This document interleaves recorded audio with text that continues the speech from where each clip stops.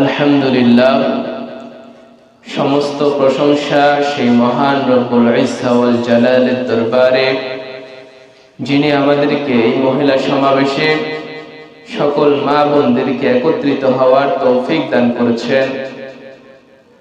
দুনিয়ার সমস্ত ঝামেলা কাজকর্ম থেকে বিরত রেখে আল্লাহ পাক রব্বুল আলামিন আমাদেরকে ভালোবেসে পছন্দ করে তার কোরআনে কারীম শুনবার জন্য আল্লাহ পাক রব্বুল আলামিন আমাদেরকে এখানে আসার এবং বসার তৌফিক দান করছেন।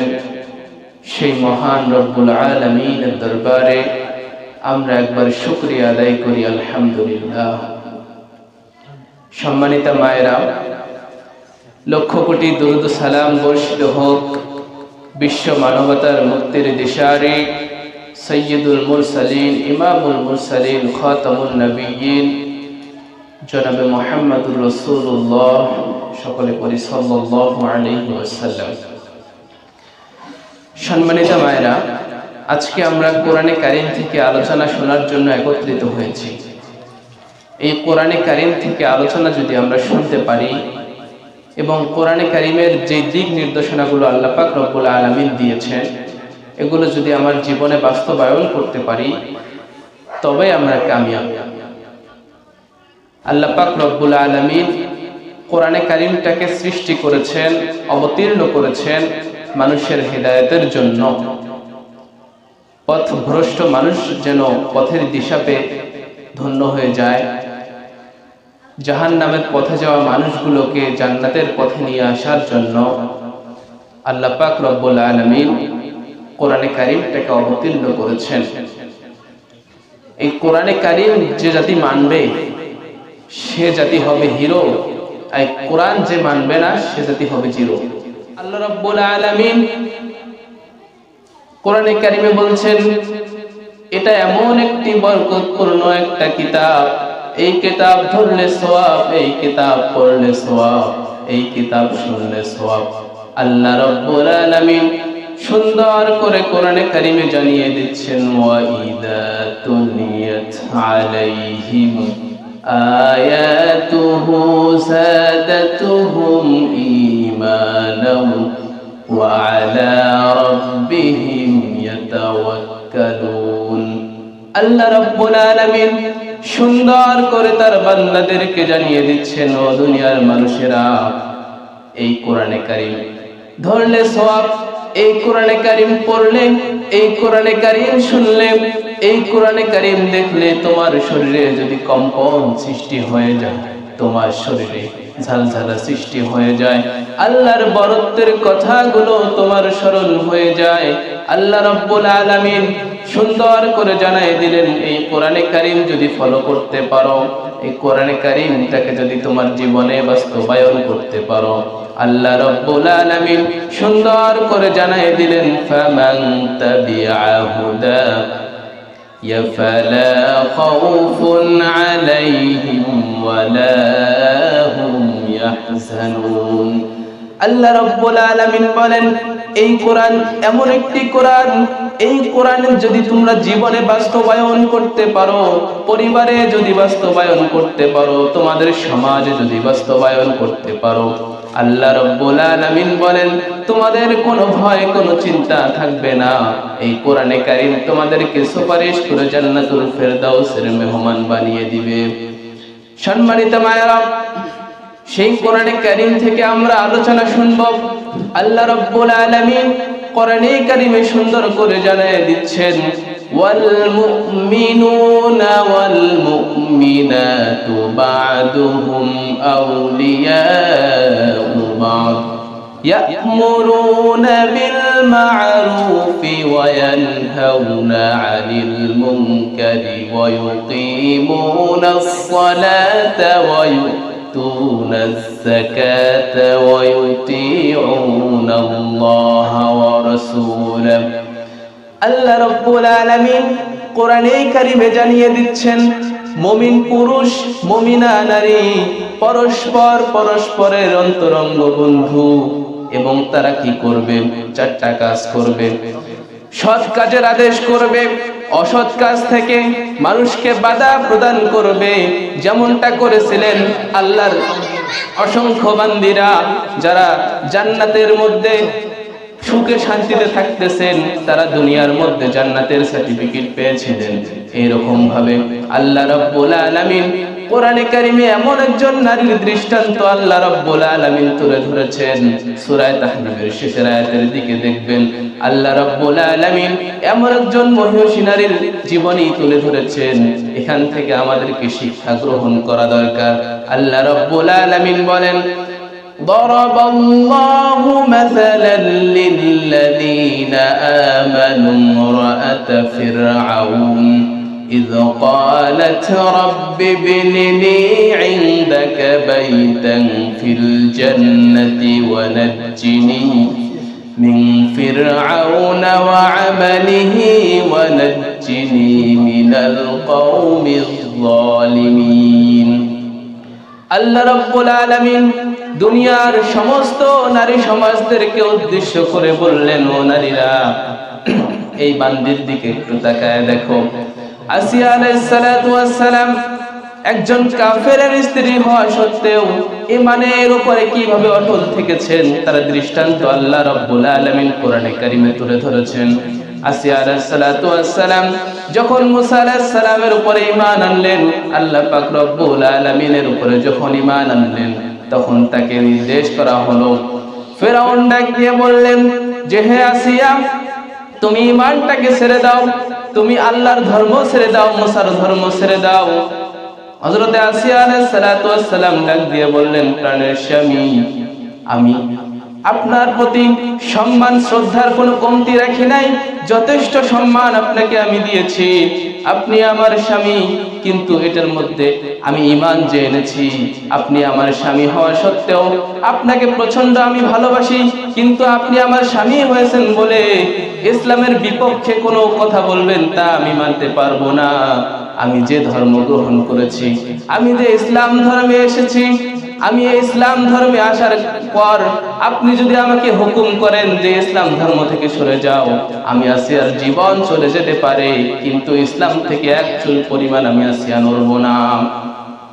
সম্মানিত হাজিরিন, আল্লাহ রাব্বুল আলামিন এই আসিয়ার দৃষ্টান্ত এই জন্য তুলে ধরলেন, আসিয়া আলাইহিস সালাতু ওয়াস সালামকে যখন এক পর্যায়ে মানাতে পারলেন না, তিনি যখন ঈমানের উপরে একদম অটল থেকেছেন, আল্লাহ রাব্বুল আলামিন সমস্ত নারী সমাজকে উদ্দেশ্য করে বললেন, ও নারীরা, তোমাদের জন্য আমি আল্লাহ রাব্বুল আলামিন আসিয়া আলাইহিস সালাতু ওয়াস সালামকে মডেল বানিয়ে দিলাম। আসিয়া আলাইহিস সালাতু ওয়াস সালামের 6টা মেয়ে সন্তান ছিল। সেই 6টা মেয়ে সন্তানকে যখন ফেরাউন তেলের মধ্যে নিক্ষেপ করলো, সবচেয়ে বড় মেয়েটাকে যখন নিক্ষেপ করলো, গরম তেলের মধ্যে যখন নিক্ষেপ করা হলো, এরপরে আসিয়া আলাইহিস সালাতু ওয়াস সালামকে ডাক দিয়ে বলল, রে আসিয়া, আমার প্রাণের স্ত্রী, তুমি এখনো সময় আছে, ঈমানটা যদি ছেড়ে দিতে পারো, আল্লাহর পথ থেকে যদি সরে আসতে পারো, আমি ফেরাউনকে যদি খোদা বলে মানতে পারো, তাহলে বাকি 5টা মেয়ে সন্তান তোমার বেঁচে যাবে, এখনো সময় আছে, সরে যাও। আসিয়া আলাইহিস সালাতু ওয়াস সালাম চোখের পানি ছেড়ে দিয়ে বললেন যে, ফেরাউন, আমি তোমাকে এতক্ষণ স্বামী বলে গ্রহণ করেছিলাম, কিন্তু আমার সাথে যে কাজটা তুমি করেছো, আমার মেয়ে সন্তানকে যখন আগুনের মধ্যে পোড়ায় দিয়েছো, আমি অনর সিদ্ধান্ত নিয়ে নিলাম, লা ইলাহা ইল্লাল্লাহু মুসা কালিমুল্লাহ। আল্লাহ রাব্বুল আলামিন এমন খুশি হয়ে গেলেন, আল্লাহ রাব্বুল আলামিন নারী সমাজকে আবার উদ্দেশ্য করে বললেন, দেখো আমার বান্দি কিভাবে ঈমানের উপরে অটুট থেকেছিল। এরপরে দ্বিতীয় মেয়েটাকে যখন তেলের মধ্যে নিক্ষেপ করা হলো, দ্বিতীয় মেয়েটাও ভাজা মাছের মতো ভাজা ভাজা হয়ে গেল। এরপরে এক পর্যায়ে যখন 5টা মেয়ে সন্তান দুনিয়া থেকে বিদায় হয়ে গেল, সর্বশেষ মেয়ে সন্তানটা তার কোলের মধ্যে ছিল, ছোট্ট একটা মেয়ে সন্তান কোলের মধ্যে ছিল। আপনারা উত্তর দেন, এখন একটা মায়ের সামনে যখন তার সন্তানদেরকে তেলের মধ্যে, গরম তেলের মধ্যে নিক্ষেপ করা হয়, তার কতই না কষ্ট হতে পারে। ছোট্ট মেয়ে সন্তানটাকে যখন ফেরাউন কোল থেকে টান দিয়ে যখন তেলের মধ্যে নিক্ষেপ করা শুরু করলো, ফেরাউন তারপরে ডাক দিয়ে বলল, রে আসিয়া, এখনো একটা সম্বল বাকি আছে, এখনো ছোট্ট মেয়েটা তোমার বাকি আছে, এখনো বলো তুমি ঈমান ছাড়বা কি ছাড়বা না? তখন আসিয়া আলাইহিস সালাতু ওয়াস সালাম ডাক দিয়ে বললেন, আমি ঈমান ছাড়বো না, বরং আমার নাকের মধ্যে জান্নাতের সুঘ্রাণ পেতেছি। সম্মানিত মায়েরা, এখান থেকে আমাদেরকে শিক্ষা গ্রহণ করা দরকার। ঈমান এমনি এমনি আসে নাই, ইসলাম এমনি এমনি আসে নাই, অনেক কষ্টের উপর দিয়ে ইসলামটা আমাদের মধ্যে চলে এসেছে। আমরা নামাজ পড়তে চাই না, আমরা রোজা করতে চাই না, আমরা ইসলামের বিধিবিধানগুলোকে মানতে চাই না, কিন্তু তারা ঈমানটাকে ধরে রাখার জন্য কতই না কষ্ট করেছেন। এর দৃষ্টান্ত হলো আসিয়া। এরপরে ছোট্ট মেয়ে সন্তানটাকে আগুনের মধ্যে পোড়ানোর পর আসিয়াকে যখন জিজ্ঞাসা করা হলো, রে আসিয়া, এখন তুমি আমাকে খোদা হিসাবে মানো? আসিয়া আবার সিদ্ধান্ত নিয়ে নিলেন, আবার ঘোষণা করে দিলেন, আমি ফেরাউনকে খোদা হিসাবে মানবো না। তখন ফেরাউন জল্লাদকে ডাক দিয়ে ঘোষণা করলেন যে আসিয়ার হাতের মধ্যে পারাক মারো। ডান হাত বাম হাতে পারাক মারার পর পায়ের মধ্যে যখন পারাক মারা শুরু করে দিল, চতুর্দিকে যখন প্রচন্ড রোদের মধ্যে যখন তাকে শোয়ায় দেওয়া হলো, বুকের মধ্যে পাথর চাপা দিয়ে তাকে বলা হলো যে আসিয়া, তুমি এখন কি করবে? এখনো তোমার সময় আছে, ঈমানটাকে ছেড়ে দাও, না হলে তোমাকে দুনিয়া থেকে বিদায় করে দেয়া হবে। আসিয়া আলাইহিস সালাতু ওয়াস সালাম বললেন, আমার জীবন যদি চলে যায়, আমার জীবন দিতে আমি রাজি, কিন্তু ঈমান থেকে এক চুল পরিমাণ নড়তে আমি আসিয়া রাজি না। এরপরে এই কথা শোনার পর ফেরাউন ডাক দিয়ে বললেন, তোকে আর দুনিয়াতে বেঁচে রাখা হবে না, তোকে দুনিয়া থেকে বিদায় করে দেওয়া হবে। কারণ তোকে দুনিয়াতে যদি বেঁচে রাখি, তাহলে মানুষরা বলা বলি করবে যে আমার নিজেই তো ফেরাউন, নিজের স্ত্রী তো তাকে খোদা মানে না, আমরা কেন মানবো? এই জন্য তোকে দুনিয়া থেকে আমি বিদায় করে দিব। যখন হুকুম করলো যে আসিয়াকে করাত দিয়ে চিরে দ্বিখণ্ডিত করে দেওয়া হবে, এক পর্যায়ে যখন ফেরাউনের ঘোষণা অনুযায়ী আসিয়াকে যখন দ্বিখণ্ডিত করার জন্য করাত নিয়ে সে কপালে ঠেকায় দেওয়া হলো, যখন করাত দিয়ে দ্বিখণ্ডিত করতেছে, ঠিক সেই সময় আসিয়ার রক্তগুলো যখন জমিনের মধ্যে দরদর করে পড়তেছে, তখন আল্লাহ রাব্বুল আলামিনের কাছে আসিয়া আলাইহিস সালাতু ওয়াস সালাম এমন একটি দোয়া করেছিলেন, আল্লাহ রাব্বুল আলামিন তার দোয়া এমন ভাবে মঞ্জুর করেছিলেন, আল্লাহ রাব্বুল আলামিন তার দোয়াকে এমন ভাবে ভালোবেসেছিলেন, যার কারণে আল্লাহ রাব্বুল আলামিন তার দোয়াটা কোরআনে কারিমে কোট করে জানায় দিলেন, রব্বি বিনিলি عندك بيتا في الجنة ونجني من فرعون وعمله ونجني من القوم الظالمين। আয় আল্লাহ তাআলা, দুনিয়ার ঘর আমার হলো না, দুনিয়ার সুখ আমার হলো না, আমি দুনিয়ার কোনো সুখ চাই না, দুনিয়ার কোনো শান্তি চাই না, আপনি জান্নাতের মধ্যে আমার জন্য আপনার কাছে ছোট্ট একটি ঘর বানায় দিয়েন। তাহলে প্রিয় সম্মানিত মায়েরা, এখান থেকে আমরা এই শিক্ষা পাই যে ইসলাম আমাদের কাছে এমনি এমনি আসে নাই, অসংখ্য কষ্টের বিনিময়, অসংখ্য প্রাণের বিনিময়, অসংখ্য রক্তের বিনিময় আমরা ইসলামটাকে আমাদের সামনে পেয়েছি। আমরা হয়তো মনে করতে পারি যে আমরা নামাজ পড়ি, রোজা করি, এটা তো তেমন বড় কোনো বিষয় না। আসলে আপনাকে চিন্তা করা দরকার যে কত মানুষ এই ইসলামের জন্য জীবন দিয়েছেন, কত মানুষ ইসলামের জন্য শহীদ হয়েছিলেন। এই রমজান মাস, এই রমজান মাসেও বদরের একটা যুদ্ধ হয়েছিল, সাহাবীদের পেটে খাবার নাই, রোজা থাকা অবস্থায় যুদ্ধ করেছিলেন। আল্লাহ রাব্বুল আলামিন তার হাবিবকে জানিয়ে দিলেন যে রমজান মাসে তোমরা যুদ্ধের জন্য যখন প্রস্তুতি নিচ্ছিলেন, তখন এই বদরের যুদ্ধে 313 জন মুজাহিদ নিয়ে আল্লাহর হাবিব যখন যুদ্ধের ময়দানে চলে গেলেন, তখন আল্লাহর হাবিব দেখতে পেলেন যে কাফেরদের সংখ্যা হচ্ছে 1000 আর মুসলমানদের সংখ্যা হচ্ছে 313 জন। আল্লাহর নবীজি পেরেশানে পড়ে গেলেন, খুব চিন্তিত হয়ে গেলেন। এক পর্যায়ে চিন্তিত হয়ে যখন আল্লাহ রাব্বুল আলামিনের কাছে দোয়া করেছেন যে আল্লাহ, আমরা কি করব, কাফেরদের সংখ্যা তো অনেক হয়ে গিয়েছে। আল্লাহ রাব্বুল আলামিন তার হাবিবের চিন্তিত অবস্থায় দেখে, চিন্তিত চেহারা দেখে আল্লাহ রাব্বুল আলামিন আয়াত নাজিল করে দিলেন। আল্লাহ রাব্বুল আলামিন বললেন, ওয়ালা তাহিনু ওয়ালা তাহজানু ওয়া আনতুমুল আ'লাউনা ইন কুনতুম মুমিনিন। আল্লাহ রাব্বুল আলামিন তার হাবিবকে জানিয়ে দিলেন, ও হাবিব, ও আমার নবীজি, আপনি যদি মুমিন হয়ে থাকেন, আপনি যদি সৎ পথে থেকে থাকেন, তাহলে আপনার কোনো চিন্তা করতে হবে না, আপনার কোনো পেরেশানিতে পড়তে হবে না। আপনি যদি মুমিন হয়ে থাকেন, আপনি যদি সৎ পথে থেকে থাকেন, আমি আল্লাহ রাব্বুল আলামিন কাতারে কাতারে দলে দলে ফেরেশতা নাজিল করে বিজয়ের মালা আমি আল্লাহ রাব্বুল আলামিন আপনার গলায় পরিয়ে দিব। সুবহানাল্লাহ। তাহলে আমরা ইসলামটাকে যে দেখতে পাই, এই রমজান মাস রোজা অবস্থায়ও সাহাবীরা যুদ্ধ করেছেন, জিহাদ করেছেন, এই ইসলামটাকে প্রতিষ্ঠিত করার জন্য তাদের তাজা তাজা রক্ত ঢালিয়ে দিয়েছেন। আর আমরা সুন্দর করে ইসলাম পেয়েছি, আমাদেরকে কোনো কষ্ট করতে হয় না, আমাদেরকে কোনো পরিশ্রম করতে হয় না।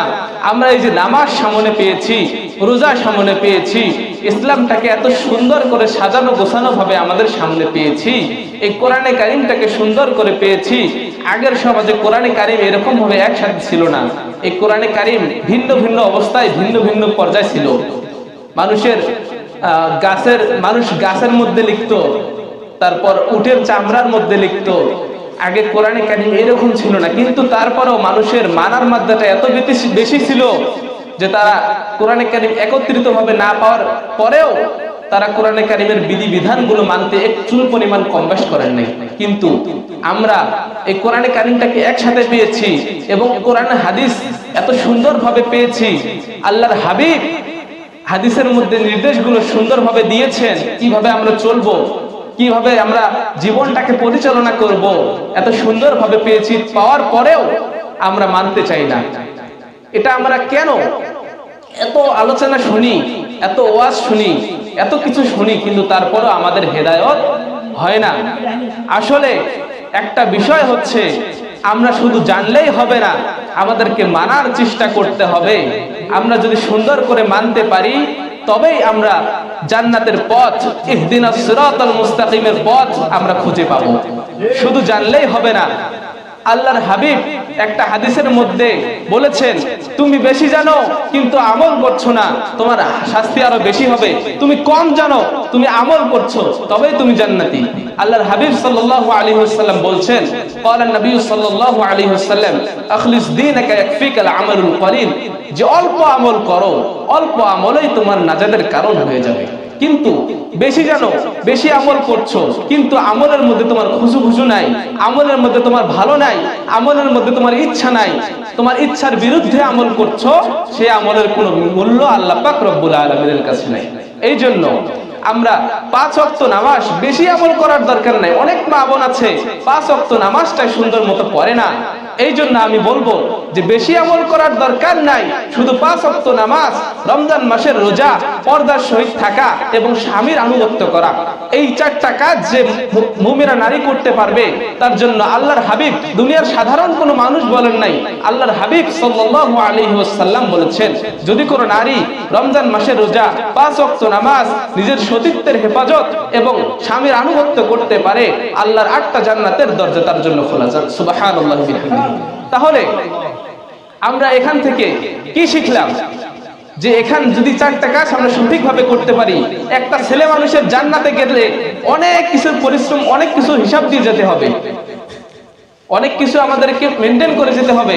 আমরা ইনকাম করেছি কোন পর্যায়ে, আমরা ইনকাম ব্যয় করেছি কোন পর্যায়ে, আমরা যে টাকা পয়সা কামাইছি এবং টাকা পয়সা খরচ করেছি, এগুলোর হিসাব, অনেক কিছুর হিসাব দিয়ে আমাদেরকে জান্নাতে যেতে হয়। কিন্তু একটা নারীর জন্য জান্নাতে যাওয়ার জন্য কোনো বেশি কষ্ট করতে হয় না, শুধু সীমিত কিছু কষ্ট করলেই তারা জান্নাতি। সুবহানাল্লাহি বিহামদিহি। তাহলে সম্মানিত মায়েরা, তাহলে আমরা বেশি বেশি করে নেক আমল করার চেষ্টা করব এবং রমজানের রোজাগুলো সঠিকভাবে আদায় করার চেষ্টা করব। আপনাদের অনেক সম্মান, এত সম্মান মর্যাদা আল্লাহ পাক রব্বুল আলামিন ইসলামে নারীদেরকে দিয়েছেন, যেটা কোনো ধর্ম নারীদেরকে দিতে পারবে না। মা হিসেবে সম্মান দিয়েছেন আল্লাহ পাক রব্বুল আলামিন। কোরআনে কারিমে জানিয়ে দিচ্ছেন যে তোমরা তোমাদের মায়ের সাথে, তোমাদের বাবার সাথে সুন্দর আচরণ করো। এরপরে স্ত্রী হিসেবে মর্যাদা দিয়েছেন, ওয়া আশিরুহুন্না বিল মা'রুফ, তোমরা তোমাদের স্ত্রীদের সাথে সুন্দর আচরণ করো, সুন্দর নরম আচরণ করো। এরপরে কন্যা হিসেবে মর্যাদা দিয়েছেন, যার একটা কন্যা, সে একটা জান্নাতের অধিকারী, তাহলে তাদেরকে প্রকৃত একদম সুন্দরভাবে মর্যাদা দিয়ে আল্লাহ পাক রব্বুল আলামিন দুনিয়ার জমিনে পাঠিয়েছেন। এবং কোন ছেলে মানুষকে এত মর্যাদায় মর্যাদিত করেন নাই, এত সম্মানে সম্মানিত করেন নাই, কিন্তু মা জাতিকে আল্লাহ পাক রব্বুল আলামিন এত সম্মান দিয়েছিলেন যেটা বলার মতো না, যেটা বলে শেষ করা যাবে না। আল্লাহ পাক রব্বুল আলামিন যতটুকু কথা বললাম, প্রথমে আমাকে এবং পরে আপনাদেরকে আমল করার তৌফিক এনায়েত দান করুন। সকলে বলুন আমিন। ওয়া আখিরু দাওয়ানা আলহামদুলিল্লাহি রাব্বিল আলামিন। আমার আলোচনায় যদি কেউ কষ্ট পেয়ে থাকেন আমাকে ক্ষমার দৃষ্টিতে দেখবেন, আর ভবিষ্যতে দোয়া করবেন আমি যেন ভালো একজন আলেম হিসেবে আল্লাহ তাআলার কাছে, গোটা বিশ্ববাসীর কাছে পরিচিত হতে পারি, দ্বীনের দাওয়াতকে যেন মানুষের সামনে পৌঁছে দিতে পারি, ইসলামটাকে যেন সুন্দর করে মানুষের কাছে উপস্থাপনা করতে পারি, সহজভাবে যেন উপস্থাপনা করতে পারি, মানুষ যেন আমার কাছ থেকে অনেক কিছু শিখে যেন আমল করতে পারে। আল্লাহ পাক রব্বুল আলামিন আমাদের সকলকে সহিভাবে আমল করার তৌফিক দান করুন। আমিন। ওয়া আখিরু দাওয়ানা আলহামদুলিল্লাহি রাব্বিল আলামিন। আসসালামু আলাইকুম ওয়া রাহমাতুল্লাহি তাআলা ওয়া বারাকাতুহু।